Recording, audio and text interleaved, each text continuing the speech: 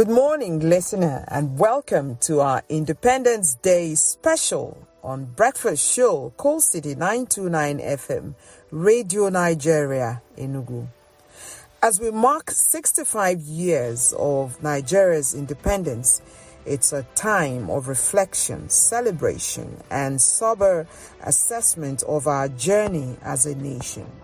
The theme for the country's 2025 Independence Day celebration is Nigeria at 65, all hands on deck for a greater nation. Independence is not just about remembering history. It is about the dignity, security, and welfare of every Nigerian. The concept of human security, that is protecting people from hunger, disease, unemployment, poverty, and violence, is central to the task of nation building. So, as we celebrate 65 years of Nigeria's journey, we ask, how secure are Nigerians today? What are the gaps? And how can strengthening human security accelerate the work of building a united, prosperous, and peaceful Nigeria? To discuss this, I am delighted to welcome two distinguished voices. Dr. Eugene Chukwu Ibe, President of the Society for Quality Assurance in Nigeria and Chairman of Association of Private Practicing Veterinary Doctors in Enugu State. Dr. Ibe is deeply involved in public health, quality standards, and agricultural systems which directly tie into food and human security. Also with us is Mr. Chijioke Attah, journalist, public affairs commentator, and security analyst known for his insights into governance, security, and the everyday realities of citizens. Gentlemen, happy Independence Day and thank you for joining us. Happy Independence to Nigerians. Thank you. Thank you very much for having me on the program. It's my pleasure to be with you. Dr. Ibe, let's start with you. In the Nigerian context, when we talk about human security, what does it really mean beyond just military strength or physical safety? Why should this be at the center of our nation-building agenda at 65? Sometimes countries like ours invest a lot of energy in trying to protect the territories we have, making sure that Nigeria is not overwhelmed by foreign machineries and all of that. But quite important, or most important, should have been making sure that the indigenes of Nigeria, the citizens of Nigeria, are well taken care of. And we believe that if the citizens are taken care of and given economic opportunities, protected from hunger, protected from several other internal issues like conflicts and all of that, we may not bother so much about national security, because the elements of human security may have helped to ensure that national security is guaranteed. Human security would entail that the citizens of a country, as in this case, Nigerian citizens, are taken care of by government. Policies are put in place such that guarantees not just physical safety of Nigerians, but ensures that every Nigerian is well fed. What do I mean by that? I mean there should be food. No Nigerian should be hungry at this era. No Nigerian should be hungry. There should be opportunity for growth of every Nigerian, development of every Nigerian, economic opportunities. There should be health care. The environment where Nigeria stays should be such that guarantees every Nigerian to develop and prosper in his or her endeavor. Policies are geared towards making the citizens feel that the country where they are is a country that actually cares for them, brings out the best from each citizen, and that is in turn, the citizen gives the country his own best. So, in a nutshell, when we ensure or invest more in human security, we will reduce so much of what we have currently in military strength, trying to protect our boundaries or borders, because we've not been able to do the needful internally. Some would argue that the government often prioritizes state security, defending borders, fighting terrorism, while neglecting human security. How do you think this imbalance affects our progress as a nation? Nigeria has invested so much in ensuring national security, defending borders and fighting terrorism, just like we know, and has given little attention in making sure that the citizens of the country find life meaningful enough to be able to say that they are Nigerians and to be able to say that, yes, things are well with us. If government can reframe their method, their policies, such that in these are celebration of 65th anniversary, Nigeria being 65 years as a nation, we should start looking at the intangible things that we can do to make citizens feel belong, make citizens become actual citizens by benefiting from what the country can give. Invest in food security so that every citizen of Nigeria must not be hungry. In fact, it's appalling that at this time we're still talking about poverty, we're still talking about lack of food, we're still talking about food inflation in a country with such large arable land that can even feed entire Africa. And government doesn't really feel that this is a very major disturbing factor that may be fueling what we call aggression today in Nigeria, whether it's external or internal aggression. And even for those who are privileged enough to have seemingly a better condition, they are not safe today because some other people who do not have these opportunities have turned to become miscreants, have turned to become terrorists against their own nation. So, in a nutshell, government must now start looking at these intangible factors and start investing in these areas. Let me bring this to you, Mr. Attah. As a journalist and analyst, how would you assess Nigeria's journey so far in integrating human security, food, health, economic opportunity, education, and freedom from fear into our nation-building efforts since independence?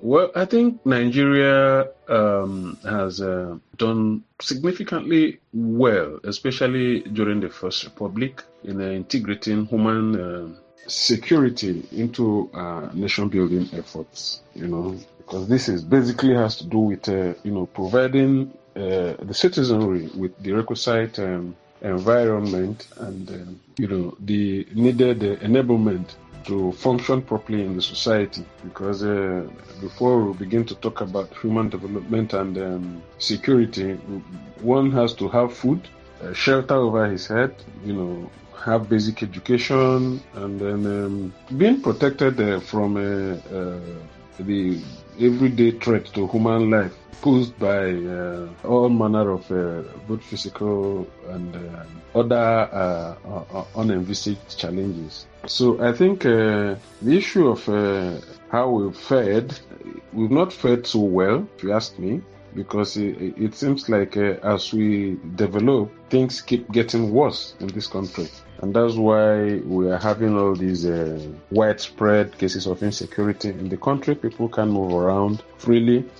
People are scared of being kidnapped, being murdered. Anything happens in the country now, nobody is even sure of who to trust and where to go. So I think we are still evolving. And this has to do grossly with bad governance and leadership in the country. Because I think if we're able to get our acts very well, by electing people who understand the essence of governance, and then they provide enabling environment for the citizenry to function, then we'll begin to talk about integration, into nation-building efforts. People will now be free to function maximally in the society and add value to the society in which they belong.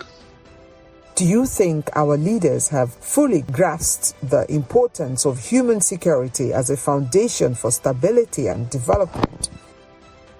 If you ask me, I will tell you that I think we've been unfortunate with the leadership in this country. Nigeria is a country that is endowed and blessed with so much natural resources that we should be one of the richest countries in the world. And Nigerians shouldn't be where they are now. And that is because our leadership, and the processes of selecting our leadership is grossly flawed, and that is why our leaders don't place premium on human capital development. And this has laid the foundation for the serious challenges security-wise we are experiencing in the country. We are lucky we've not been thrown into the kind of experience we had in Nepal recently, because Nigerians have been pushed to the wall, and I don't know, the elasticity to bear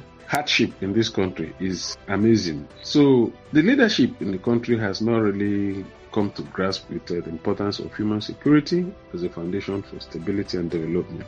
Because if they do, they should channel more effort into ensuring that we invest more on human capital development as a basis for stability and development. So Nigeria should do better, and thank God another cycle of elections are coming, and we hope that the will of the people will be allowed to prevail, especially in making choices of who their leader should be. Now, to Dr. Ibe, you come from a background in veterinary medicine and food systems. Food security is a major element of human security. 65 years after independence, Nigeria still battles hunger, food, inflation, and poor nutrition. Why do you think food insecurity remains such a challenge, and what must be done differently? A country that is not able to feed her citizens cannot stand tall anywhere in the Committee of Nations to say that you are a country. You must be able to feed your people. And the best form of security is food security, because whenever anybody eats and eats well, his faculties will start thinking well. That is when he or she knows that he is a citizen and be able to should do his his obligations as a citizen of the country, show patriotism and all of that. A hungry person cannot be patriotic to you. Even in your family, anyone who is hungry is aggressive, and if you don't feed the person over time, he can attack you. That is the one way. But very importantly, as it is, we must have a way to invest in food through agriculture, both in the crop and the animal husbandry area. You see, Nigeria has done agriculture the same way over a long time. We have done it the same way it is in 1980. That's the same way it has been even in 2025. And you know that the population of Nigeria as at 1980 is no longer the population of Nigeria as at 2025. So we must be able to go and retake and rejig our agricultural systems. Start doing things like not just depending on the rain-fed agriculture, but doing irrigation agriculture, doing all year-round agriculture, doing seed improvement, doing livestock improvement, moving from nomadism to proper ranching of animals so that they can have some level of value added to them and they grow better than they should have grown. Increase investment in those areas, bringing more people, bringing more better systems, introduce technology. All of that to ensure that we'll have better output, better yield, more food, more animal protein to serve the people. Mr. Attah, physical security remains a big challenge. Terrorism, banditry, communal clashes. In your analysis, what are the root causes and how should Nigeria address them differently in the context of human security? Well, physical security has always been a challenge. Nigeria is a diverse country with various ethnic groupings and interests and all that. And I think that's one of the big challenge we're having. And as a country, we are grossly underpoliced because the ratio of policemen to the citizenry is quite appalling. We continue to have these challenges of terrorism, banditry, communal clashes, kidnappings, and all that. And of course, you know that the root causes of this thing has to do with poverty. Nothing else fuels criminality and security crisis like poverty, because when people are no longer sure of where their next meal is going to come, they resort to crime. And in the country, you see that crime has become another kind of a very, very lucrative business. That's why young people are going into kidnapping for ransom. They kidnap people, they make millions in the twinkle of an eye. The person is rich, is riding big cars, building houses here and there, and living flamboyant lifestyle, which is very, very unfortunate.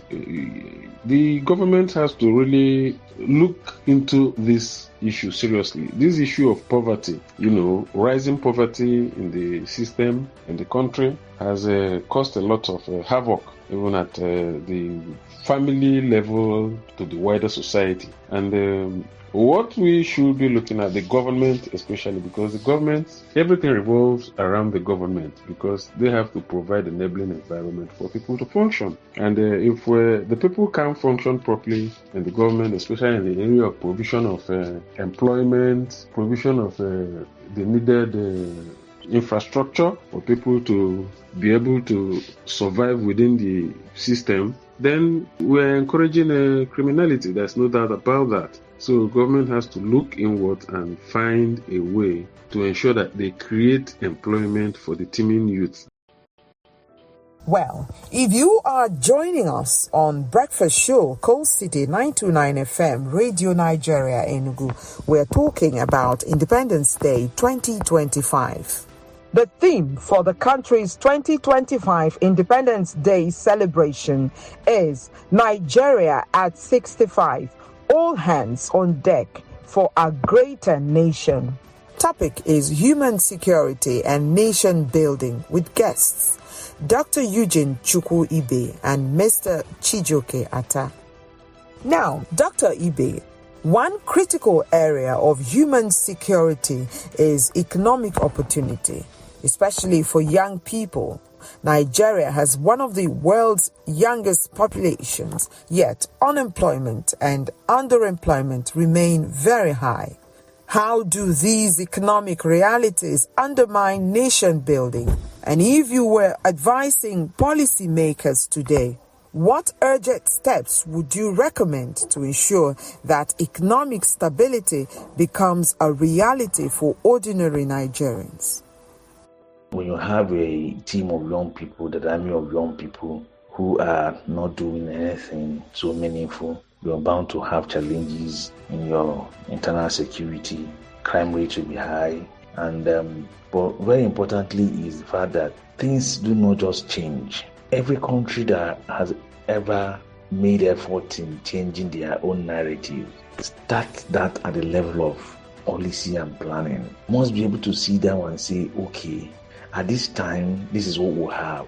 Do a good critiquing of that, our status. And we want to be able to say, okay, in the next 10 years, we will be somewhere here based on these policies on ground. And by the next 20 years, we will also be somewhere based on these policies on ground. But these policies are not just made and kept on paper.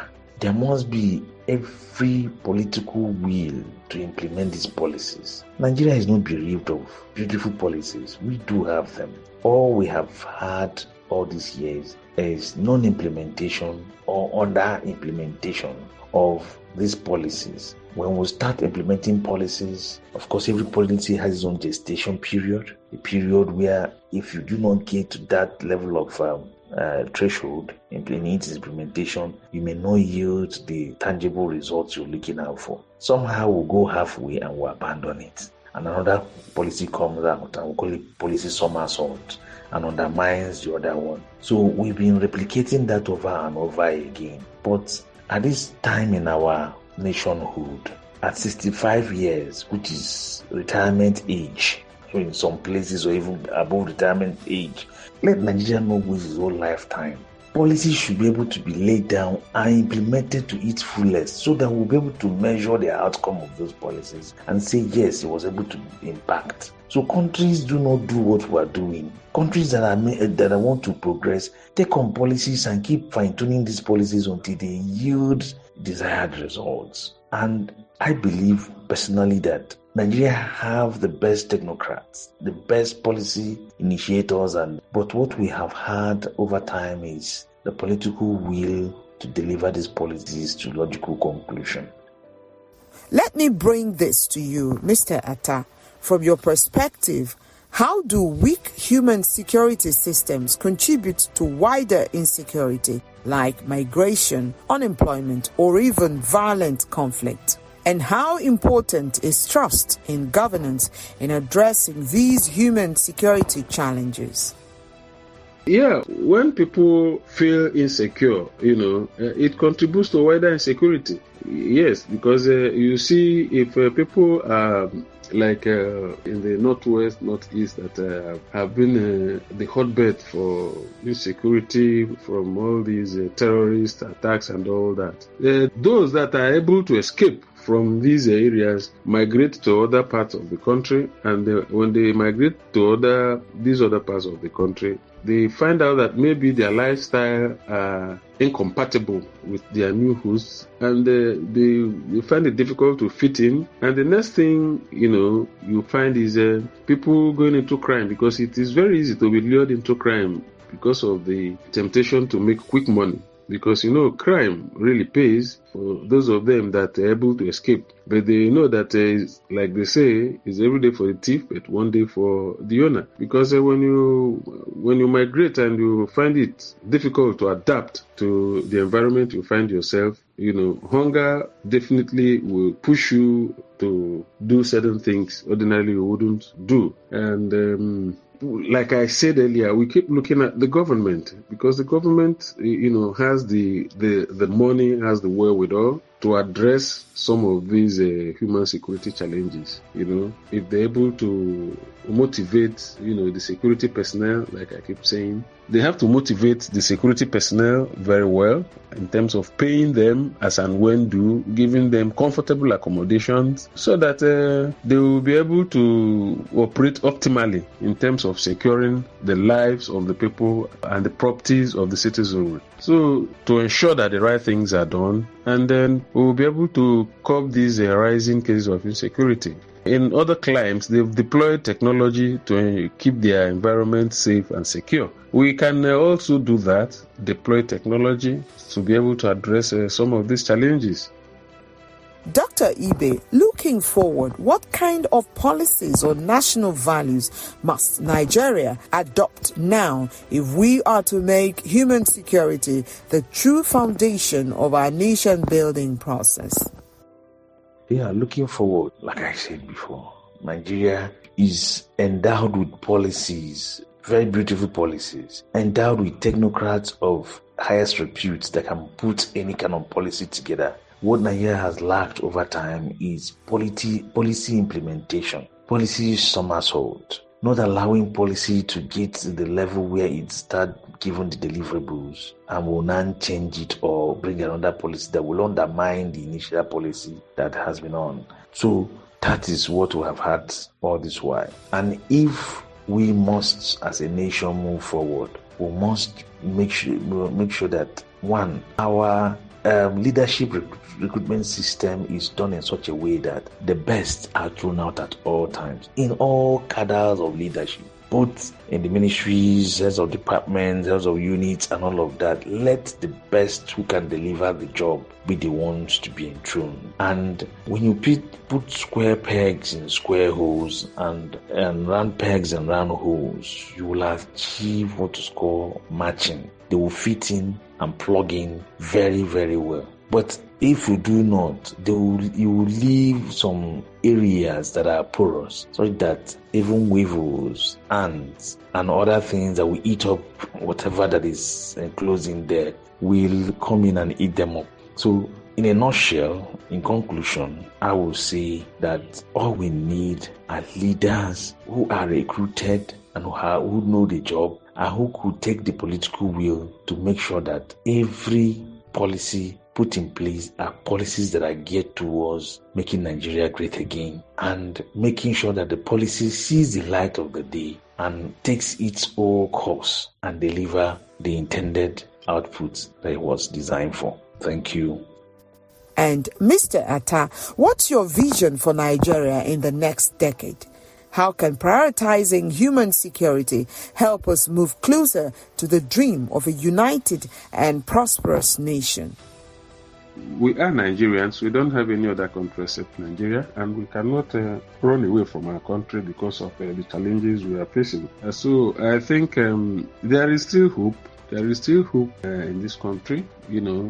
I strongly believe that someday we will be able to get the kind of leadership we deserve. Leadership that is, motivated by service. Leadership that has the interest of the people at heart. Leadership that will place premium on human life, because as it is, the Nigerian government over the years don't value the life of Nigerians. The life of a Nigerian means nothing to them. That's why you have human carnage left, right, and center. So the government should be able to know that the life of every single Nigerian matters. So I believe that maybe someday, if we're able to get that leadership that places premium on the life of citizenry, we will get better and things will definitely improve. And I align myself with this year's Independence Day celebration theme, which says that all hands on deck for a greater nation. Yes, nation building is a collective effort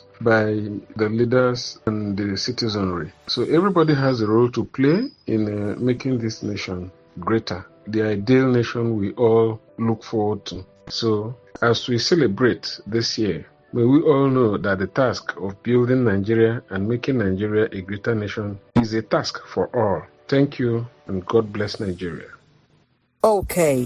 Thank you very much, Dr. Eugene Chukwu Ibe, President, Society for Quality Assurance in Nigeria and Chairman, Association of Private Practicing Veterinary Doctors, Enugu State, as well as Mr. Chijioke Attah, journalist, public affairs and security analyst, for sharing your insights on this important day. Happy 65th Independence Day to a great nation. Happy 56th Independence Day to the most populous black nation in the world, Nigeria. We hailed you. Thank you very much once more for having me. It's my pleasure, and I wish all Nigerians happy independence celebration. Thank you. As Nigeria celebrates 65 years of independence, it is clear that the journey of nation building is far from over. Human security and ensuring that our people live free from fear, want, and injustice remains at the core of our progress. And to our listener, the message is clear. A secure and prosperous Nigeria is not the work of the government alone. Every citizen has a role to play in building a nation where dignity, justice, and opportunity are the rights of all. All right, from all of us at Coal City 929 FM Radio Nigeria Enugu, we wish you a safe and reflective Independence Day celebration. Producers Jude Obu and Anayo Egere, supervisor, has been General Manager Coal City FM, Kate Nebo. Executive Producer, Zonal Director, Radio Nigeria Enugu National Station, Dr. Ike Chukwu Eze. I am your presenter, Ngozi Ebo.